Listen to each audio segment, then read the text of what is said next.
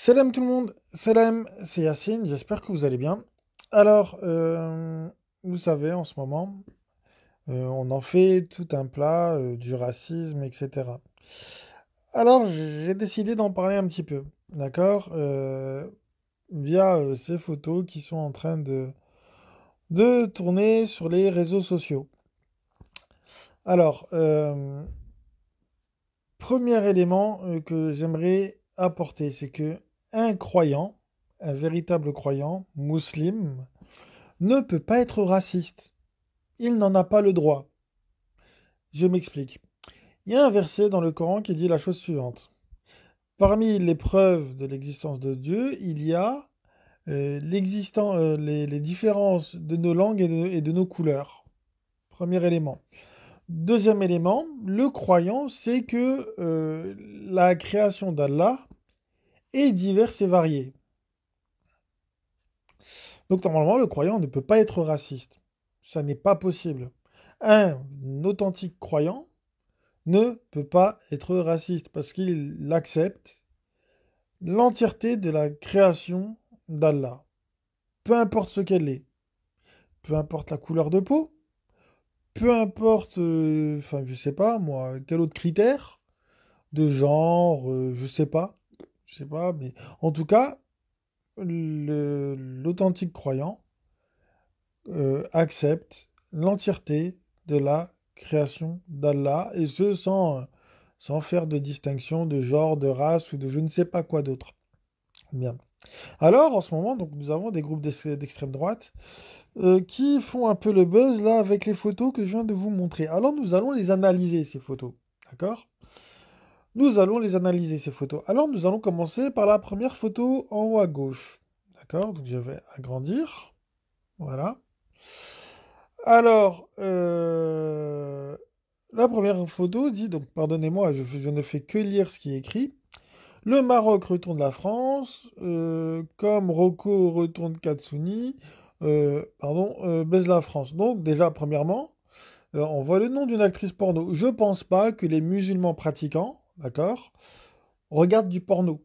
Entre nous, hein, entre nous, hein. Je pense pas que quelqu'un, voilà, qui sait que Dieu est témoin de toute chose, va s'adonner à ce genre d'activité. Entre nous. On est d'accord? Normalement, on est d'accord. Bien, donc déjà, juste sur cette première photo, il y a un véritable problème. C'est que voilà, ça ne correspond absolument pas aux préoccupations d'un véritable croyant. Bien. Parce qu'on te dit, oui, voilà, les musulmans, voilà, sont assez... En fait, ces choses-là sont juste faites pour faire monter la tension entre musulmans et non-musulmans, en fait. La deuxième photo, vous allez voir, à mort les Français, Allah Akbar. Alors déjà, un vrai croyant qui maîtrise le sujet, déjà, il n'aurait pas écrit, bah, déjà, entre nous, Allah Akbar, c'est pas coranique. Ça n'existe pas, Allah Akbar. Ça n'existe pas, ça n'est pas coranique. Et même si c'était un sunnite qui avait écrit ça, même si c'était un sunnite qui avait écrit ça, donc un musulman d'obédience sunnite, il aurait écrit Allahu Akbar. C'est-à-dire, il aurait mis le hu, le OU, après Allah. Donc déjà, ça peut pas être un musulman sunnite qui a écrit ça. Ça peut pas être un musulman sunnite. Ça n'est pas possible. Ça n'est pas possible. D'accord? Ça n'est absolument pas possible. D'accord? Ça ne peut être ni un musulman, enfin un musulman, entre guillemets, assujetti à Allah seul. Ça ne peut pas être un sunnite.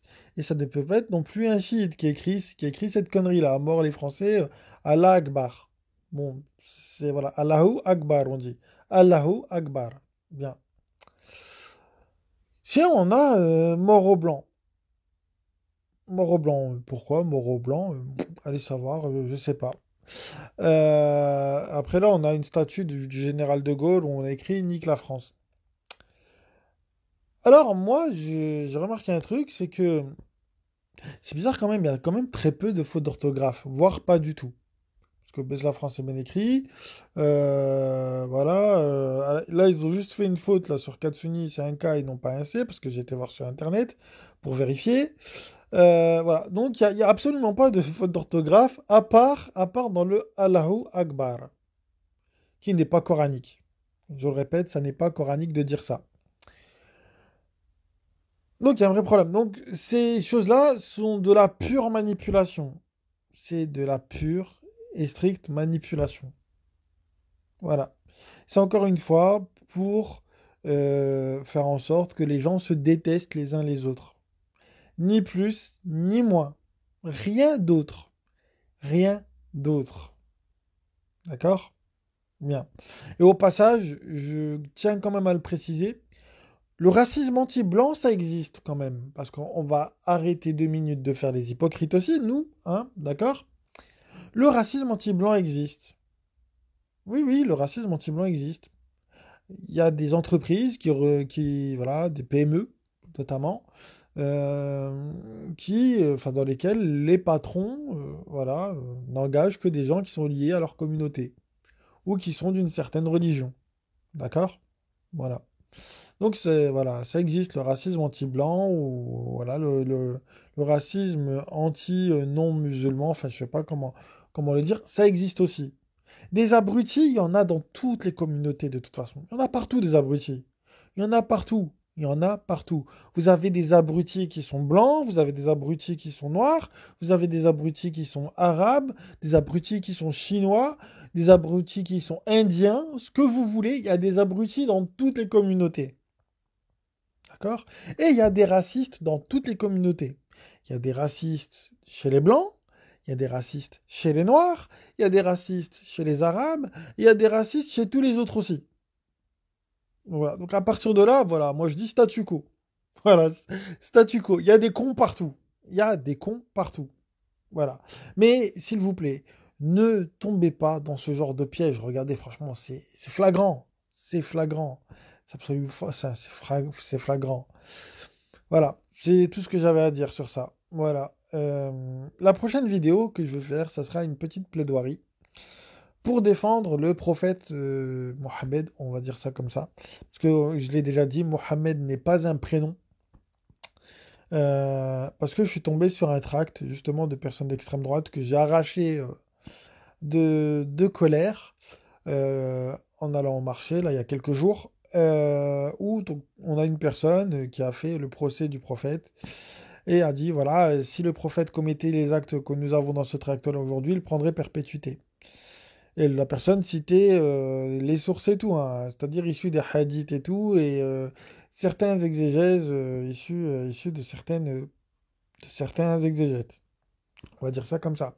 Et donc moi, voilà, je vais faire une plaidoirie, mais vraiment une plaidoirie, mais cette fois-ci non pas avec le code civil ou le code du travail ou le code de commerce comme je fais d'habitude ou quoi. Je vais faire ça avec le Coran.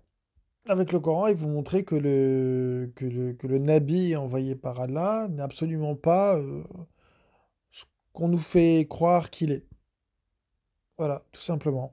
Vous allez voir qu'il y a une réelle différence entre le Coran et la description du prophète qui en est faite dedans et les choses dégueulasses qui lui sont attribuées au sein des hadiths. Voilà. Donc sur ce, moi je vous passe le salam et je vous dis à une prochaine. Salam.